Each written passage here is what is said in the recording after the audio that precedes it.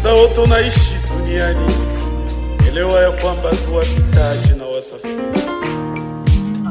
Tunahitajika siku moja kuondoka kwenye mwili huu, na badala ya kuondoka kwenye mwili huu tutasimama sote mbele ya kiti cha hukumu.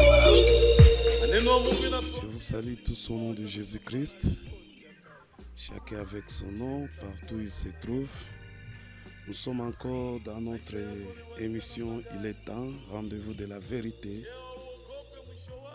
que nous vous apportons ça chaque jeudi de 17h à 17h30.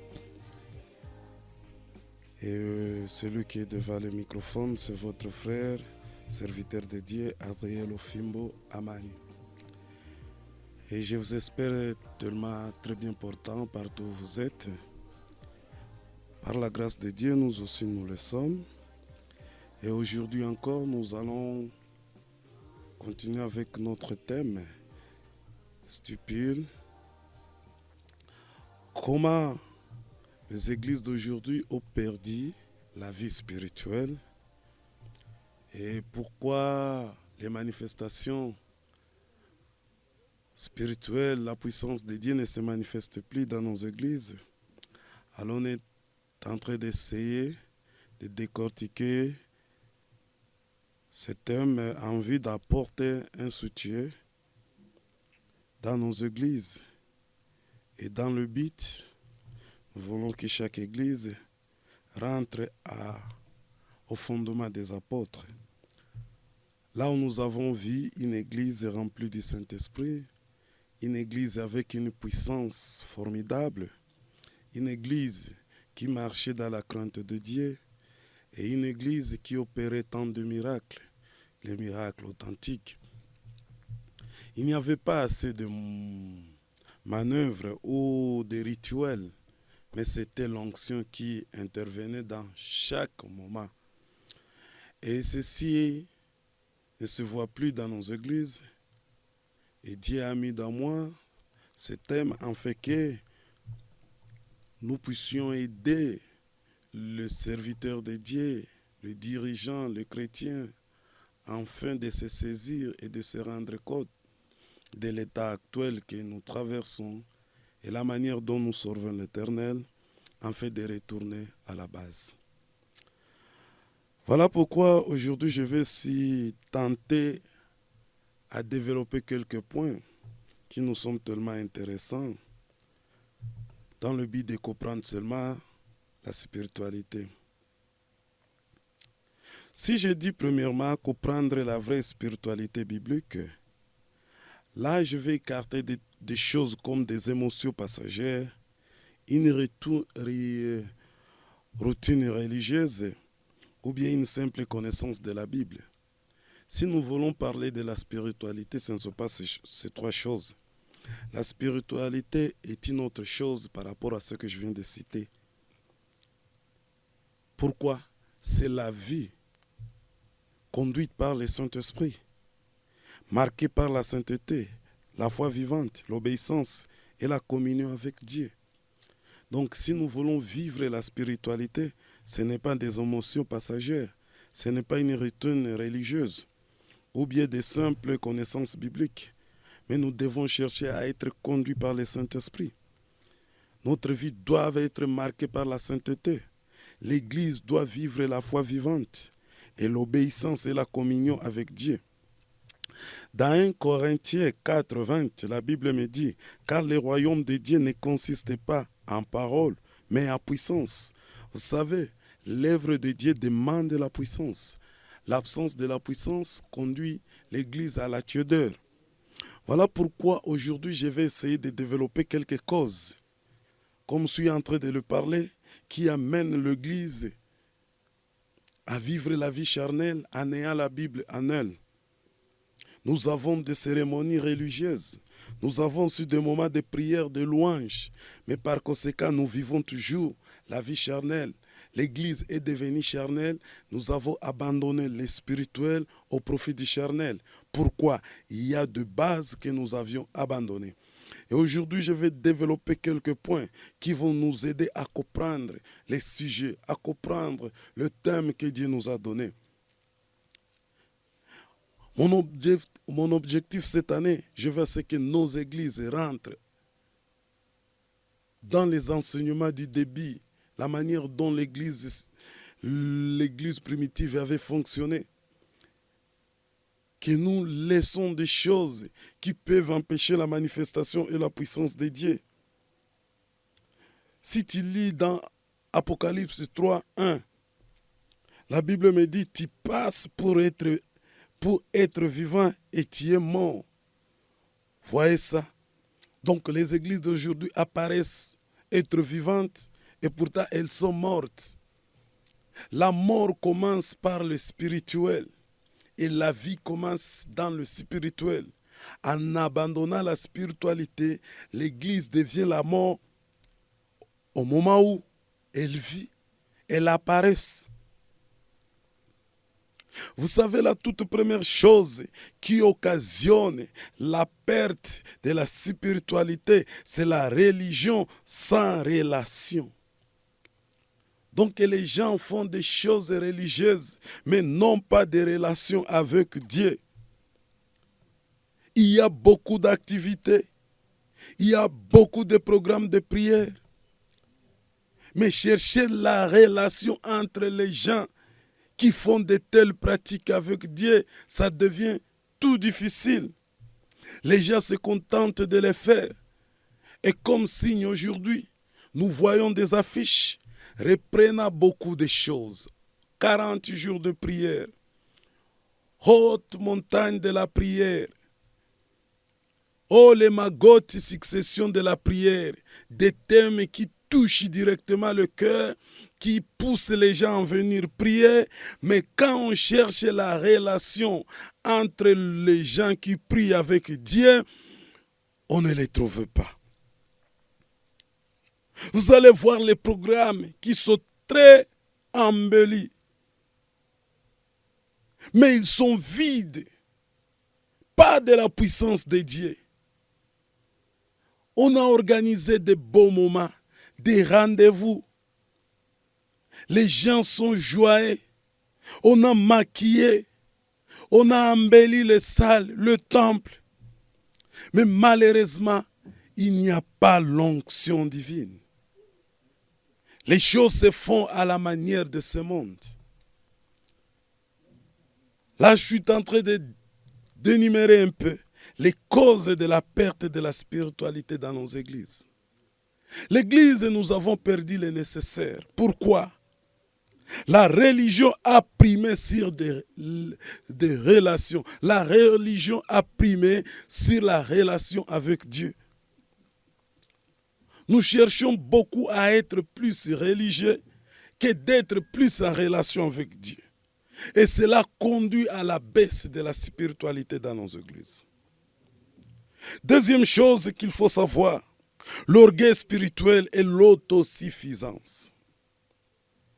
Aujourd'hui, nos églises dépendent de l'intelligence humaine que du Saint-Esprit. Nous dépendons seulement de l'intelligence, de la connaissance charnelle. J'ai fait des études, j'ai fait la théologie, j'ai fait quoi, je suis capable d'administrer, j'ai fait toutes choses à ma manière.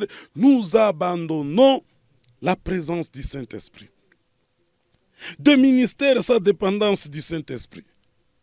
Et cela conduit à l'orgueil spirituel.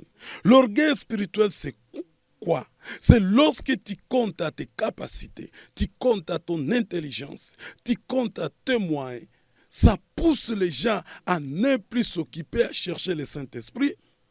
Mais nous nous occupons seulement à faire des choses à notre manière. Et cela handicape la spiritualité dans nos églises. Là où Jésus devrait intervenir, c'est l'intelligence qui intervient. Là où le Saint-Esprit allait interagir, c'est nos intelligences.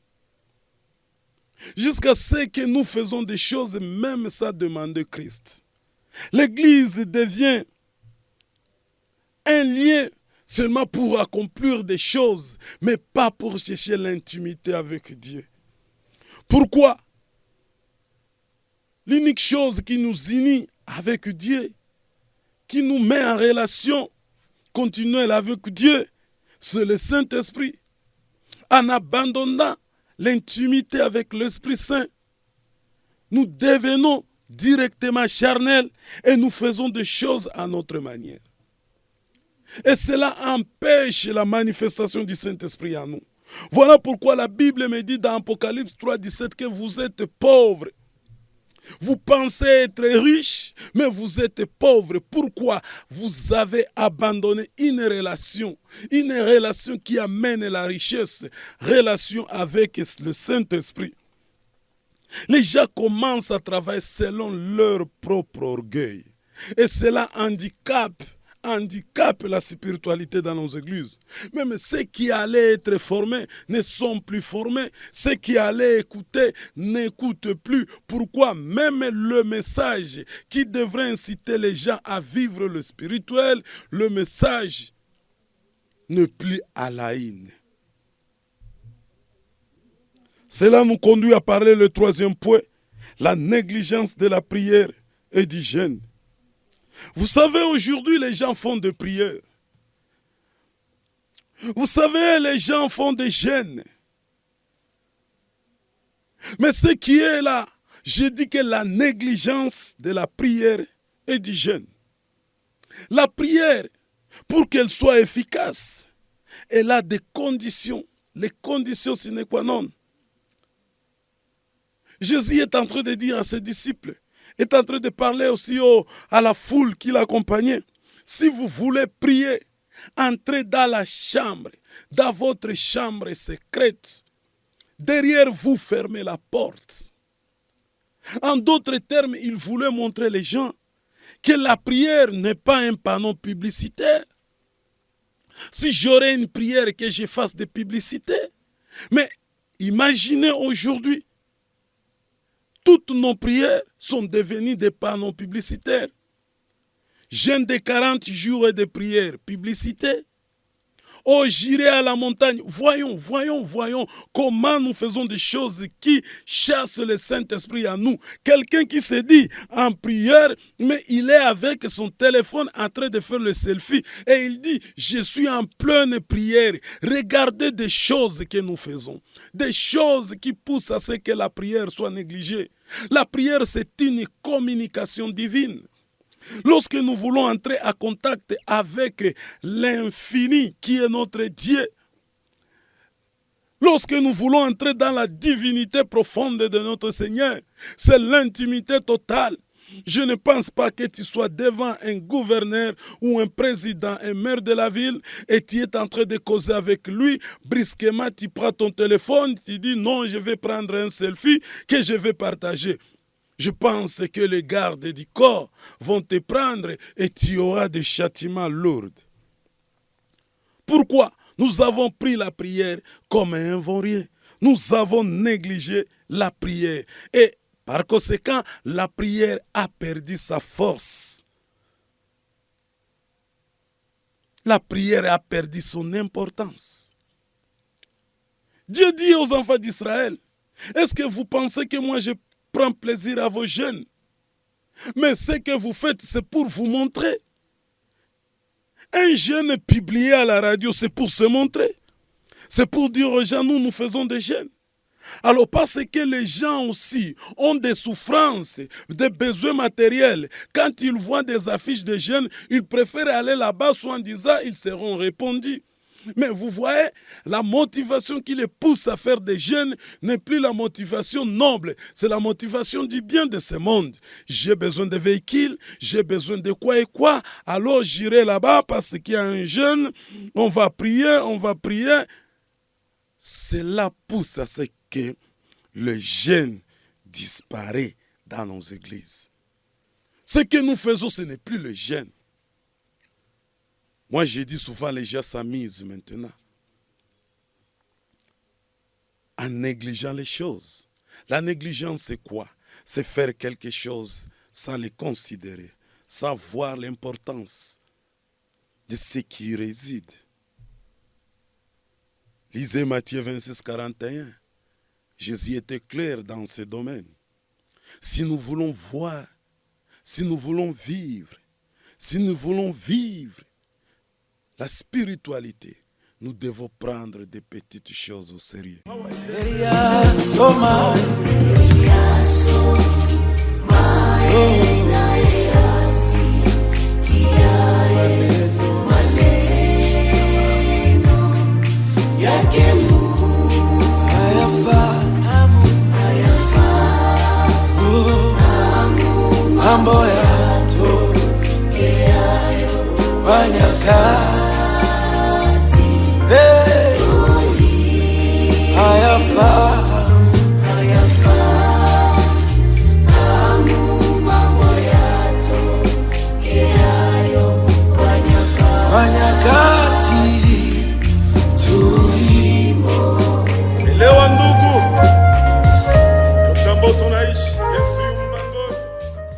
Après ces petites pauses, nous allons passer au 4e point. Je viens de parler 3 points. La toute première chose, les causes de la perte de la spiritualité dans l'Église. J'ai dit la religion sans relation. 2e point, j'ai dit l'orgueil spirituel et l'autosuffisance. Et 3e point, je viens de parler sur la négligence de la prière et du jeûne. Alors passons à la 4e point. Le compromis avec le péché. Là, il y a un sérieux problème. Aujourd'hui, il y a une compromission avec le péché. L'Église commence à cohabiter avec le péché. L'Église tolère le péché. Quoi? Au nom de la grâce. Nos prédications ne touchent plus les gens. Nos prédications commencent à caresser le cœur des gens. Pourquoi on ne touche plus ce qui cause la ruine de la spiritualité, le péché? Facilement, les gens se contentent d'entrer dans l'église. Car du janvier au décembre, chaque dimanche, ils arrivent dans l'église, attendent la prédication, ils sont tellement joyeux et ils ricanent dès le début de la prédication jusqu'à la fin. Pourquoi? Tout ce qu'on est en train de dire sont des proverbes. Et les gens aiment déjà des proverbes qui ne touchent plus à leur vie, qui ne les amènent pas au changement. On a laissé les péchés cohabiter dans nos églises. On dit nous sommes dans la période de la grâce. La compromission avec le péché. L'une des causes qui pousse l'église d'aujourd'hui à perdre sa spiritualité. Les gens pensent les gens pensent que ne pas enseigner le péché, cela fera à ce que leurs églises soient remplies. Je connais quelqu'un qui a commencé avec la crainte de Dieu, mais brusquement il a changé. Lui aussi a laissé le libertinage dans son église.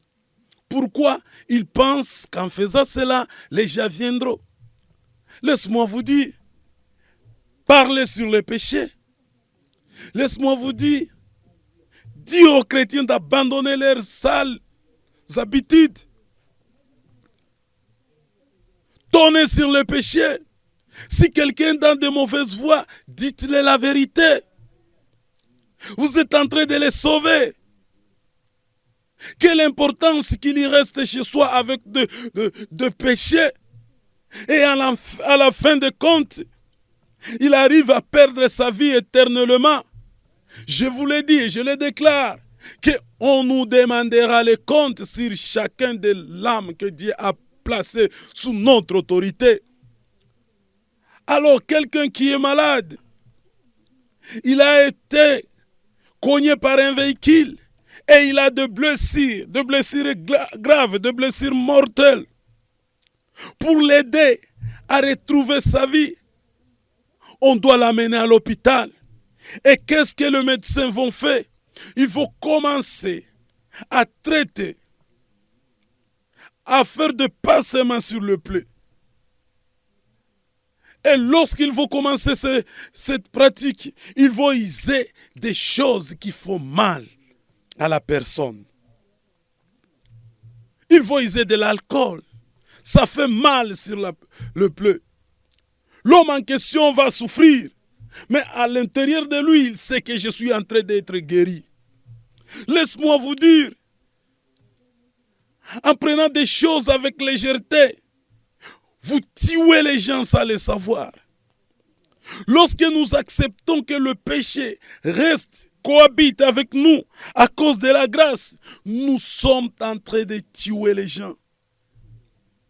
Et leur sang sera sur nos têtes. Ésaïe 59:2 est clair sur ce point. Les gens ont perdu la crainte de Dieu. Nous vivons dans des églises où la crainte de Dieu n'est plus à la mode. Je peux chanter en état impudique. Je peux prêcher en état escroc. Pourquoi? Le péché cohabite avec nous. Et je ne vous trompe pas. Lorsqu'il y a de telles choses, sache que le Saint-Esprit n'est plus là. Lorsque nous cohabitons avec le péché, le Saint-Esprit n'est plus avec nous. Et par conséquent, nous vivons une vie charnelle avec la Bible à la main. Nous sommes devenus des religieux seulement. Et là, nos intelligences agissent maintenant et librement dans nos églises parce que la présence du Saint-Esprit n'est plus avec nous. Et je pense par là, ça devient un danger. Lorsque Jésus reviendra, plusieurs seront restés à cause de cela. Car l'unique force qui nous mettra en contact avec Christ, c'est le Saint-Esprit. Dès que le Saint-Esprit sera parti, dès que nous allons vivre sans le Saint-Esprit, et s'il y a aujourd'hui les trompettes sonnent, quelle force qui va nous amener là où le Seigneur Jésus sera au ciel? Quelle force qui nous aidera? L'Église, retournons à notre origine. Rompre des relations avec les péchés dans nos églises. Arrêtez la compromission avec le péché. Ne tolère plus le péché dans nos églises. Car la Bible me dit, parce que la grâce est encore là, nous devons pécher. Non. Non. Nous devons changer. Prêchez aussi la crainte de Dieu. Que nous servons Dieu avec la crainte. Abandonnez des mauvaises habitudes. Ce que nous faisons dans le secret. La Bible me dit, c'est honteux de parler ce qu'ils font dans le secret. C'est honteux. Je suis prédicateur, mais en secret, je ne le suis pas.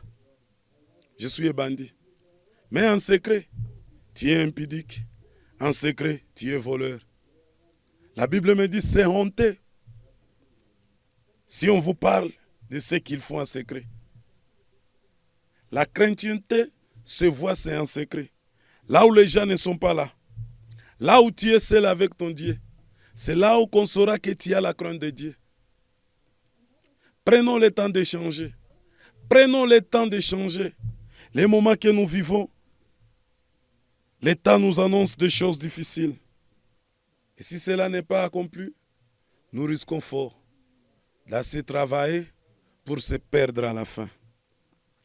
Cinquième point ou cinquième cause, la substitution de la puissance par le divertissement. Vous savez, aujourd'hui, nous avons substitué la puissance de Dieu et nous les avons remplacés par des divertissements. Au lieu de compter sur la puissance, Au lieu de chercher le Saint-Esprit, nous avons créé des programmes de divertissement. Des programmes que les gens aiment. Ils veulent y prendre part, ils veulent participer dans ces moments, mais en réalité, la puissance du Saint-Esprit n'est plus avec nous. Vous allez voir, il y a maintenant multiplicité de journées de louanges pour plaire aux hommes, des journées d'adoration, rien que pour plaire aux hommes. J'organise une célébration. Mais cherchons au départ pourquoi on a organisé cela. Aujourd'hui, nous allons voir des affiches. Aujourd'hui, nous allons voir des annonces. Une célébration. Une journée d'adoration. Mais ce que je me demande, quel est le but de cette journée? Pourquoi on l'a organisée?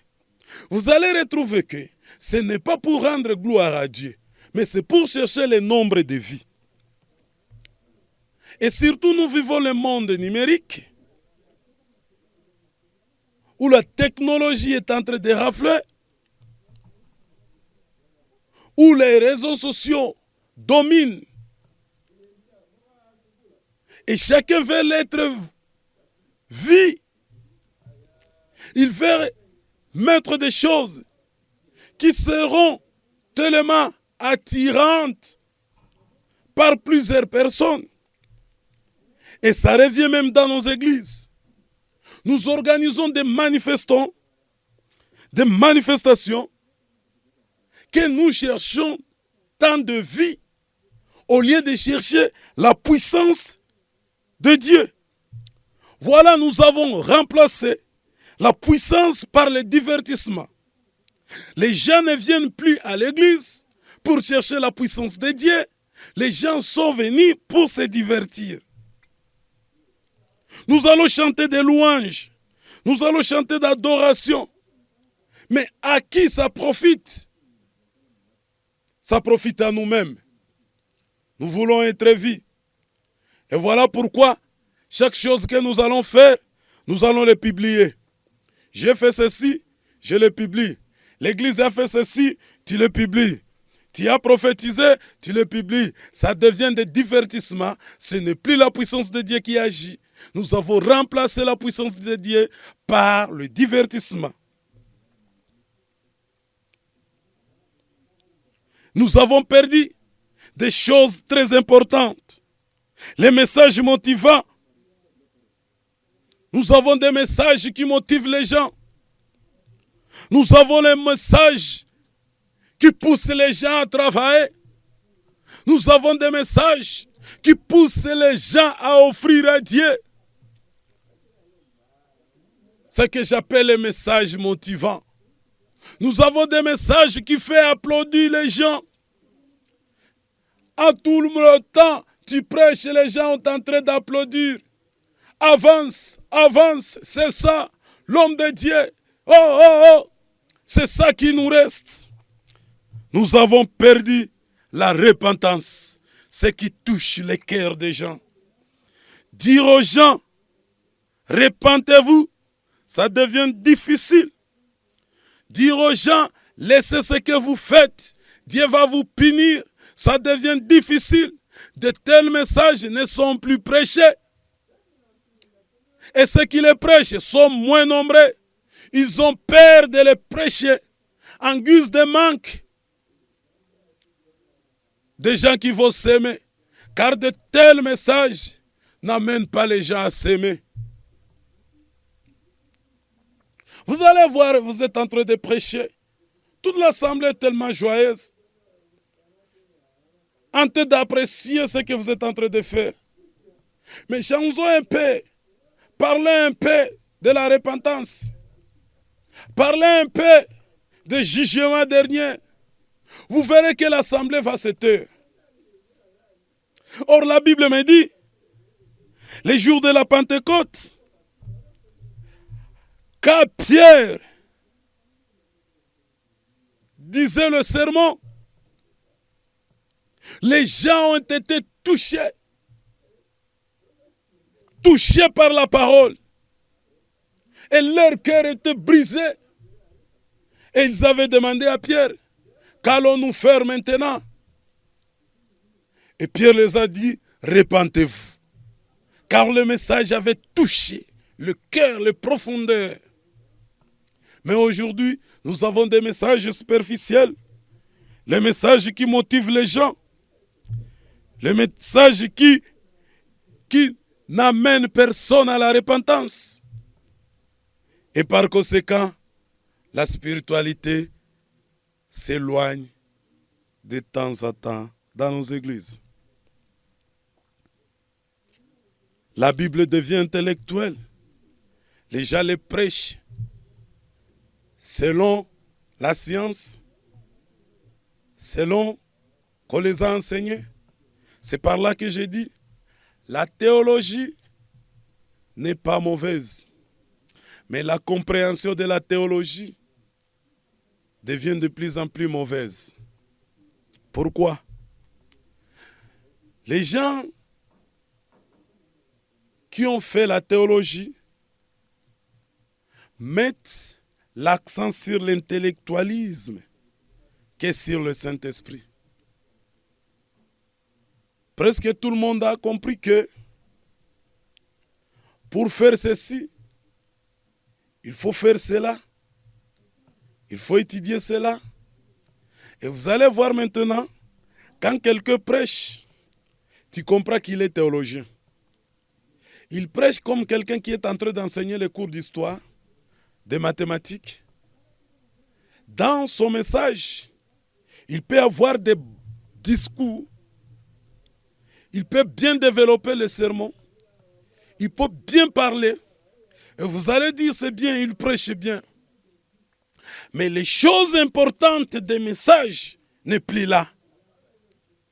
La Bible nous dit, l'évangile c'est la puissance. Notre prédication c'est la puissance. Je peux avoir des thèmes qui surprennent les gens, des thèmes compliqués. Et je dis les gens, je vais vous donner des rèmes aujourd'hui. Mais tout ce que vous dites, que ce soit des rèmes que vous allez apporter, il y a de rien de la puissance. On ne voit pas la puissance. Or la Bible me dit, l'évangile c'est la puissance qui délivre. Quand nous prêchons des choses remplies de puissance, ça va toucher les cœurs des gens. Ce qui était pécheur doit changer. S'il y a de la puissance, je connais un homme de Dieu. Quand il fait l'évangélisation, il ne met jamais de thèmes compliqués. Je vois seulement il parle du sang de Jésus. Je vois seulement il parle de l'amour de Jésus. Des thèmes simples. Mais lorsqu'il parle, dans le message, il y a la puissance. Et c'est cette puissance qui amène les gens à Christ. Où est passée la puissance? C'est parce que la Bible devient intellectuelle. Nous ne comprenons plus que la Bible est inspirée du Saint-Esprit. Nous ne comprenons plus la Bible. L'auteur principal, c'est Dieu qui a usé des hommes. Car la Bible me dit, c'est poussé par l'Esprit que les hommes ont parlé. Ils n'ont rien parlé d'eux-mêmes. Il y avait l'Esprit de Dieu. Et pour que leur parole ait de la force, il a fallu cette puissance. Voilà pourquoi si nous prêchons sans puissance de Dieu, si nous prêchons avec intellectualisme, la puissance va se perdre dans nos prédications. Et par conséquent, il y aura l'absence totale de révélation et de conviction. Nous allons vivre sans révélation. Or la Bible me dit, un peuple sans révélation, c'est un peuple qui est péri. Et nos églises sont péries maintenant. Il n'y a plus de révélation. L'intelligence est opprimée. L'administration est opprimée. Et j'aime Pierre. Il avait compris que, en oubliant l'essentiel, nous allons perdre le Saint-Esprit. Qu'est-ce qu'il a dit? Choisissons parmi nous des hommes fidèles qui seront en charge de ce qui est de distribution. Et nous allons nous concentrer sur deux choses. La prédication et la prière. Pour que nous ayons l'Esprit Saint, nous allons nous concentrer à la prière et à l'évangélisation.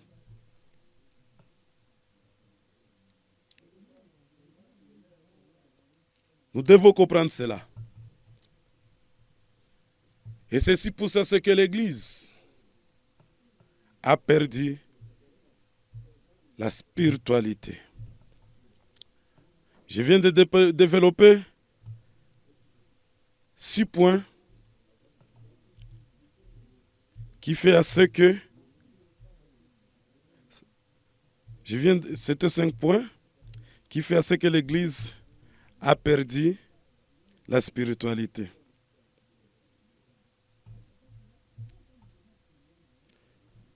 La religion sans relation, l'orgueil et l'autosuffisance, la négligence de la prière et du jeûne, l'abstitution de la puissance par le divertissement.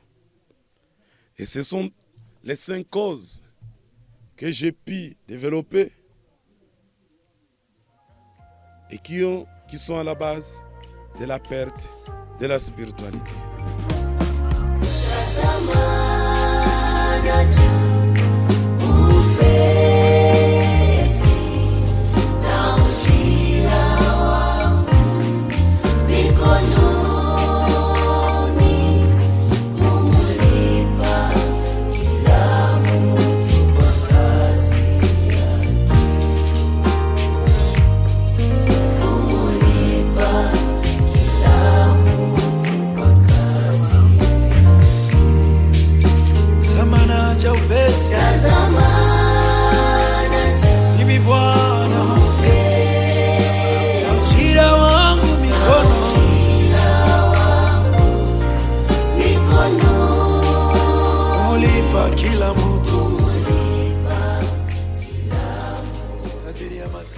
Ok, après cette pause, nous pouvons maintenant conclure l'émission d'aujourd'hui. Et par ici, je vais aller conclure en disant que c'est là, les causes que nous venons d'énoncer là-haut provoquent maintenant des conséquences énormes dans nos églises. Il y a maintenant l'absence totale de la présence et la manifestation divine. Voilà pourquoi nos églises ont perdu le miracle. Nos églises ont perdu des guérisons. Des prodiges ne se font plus. Il y a des cultes sans impact. Des louanges sans impact. Des prédications sans transformation. Pourquoi? Ce qui fait la force n'est plus la puissance du Saint-Esprit. Les chrétiens deviennent charnels et immatures. Voilà là où nous sommes. Nous vivons les églises avec des chrétiens charnels et immatures. Et par conséquent, lorsque la trompette sonnera, plusieurs de nous resteront. Et pourtant, ils étaient des fidèles. Ils avaient chanté, ils avaient prêché. Mais qu'est-ce qui nous tue? Nous avons remplacé le nécessaire par des choses qui n'apportent rien à l'Église. Nous sommes à la fin de l'émission et je bénis Dieu pour tout celui qui nous a écoutés dès le début jusqu'à la fin. Et toi qui nous as rejoints au cours de l'émission, c'est votre frère Adrien Lofimbo Amani. Et mon numéro est le 09 97 73 80 52. Le 09 97 73 80 52. Si tu veux nous contacter même par WhatsApp, si tu veux nous écrire par email, mon adresse mail c'est adrilofa1982@gmail.com. adrilofa1982@gmail.com.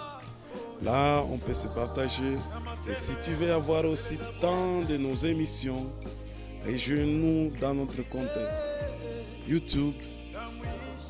Cliquez seulement sur Apôtre Adrien Lofimo et vous allez trouver nos messages là-bas, nos enseignements, et vous serez bénis. Soyez tous bénis au nom de Jésus-Christ et retrouvons-nous la semaine prochaine. Amen. Hallelujah.